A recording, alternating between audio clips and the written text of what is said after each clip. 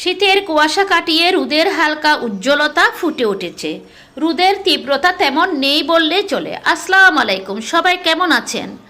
হলুদ রঙের ফুল, মিষ্টি কুমড়ো ফুল। মিষ্টি কুমড়ো ফুলে ভিটামিন এ দৃষ্টি, ত্বক ও চুল ভালো রাখে।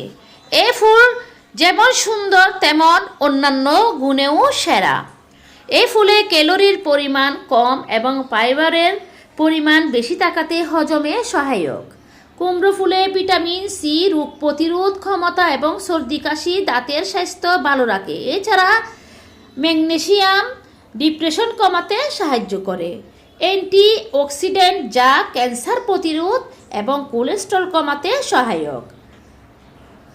সবাই ফুলটি কেমনে খান জানি না, কিন্তু আমি এটা চিংড়ি দিয়ে ভাজি করে খেতে পছন্দ করি।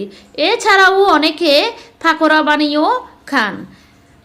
সবাই ভালো থাকবেন। আল্লাহ হাফেজ।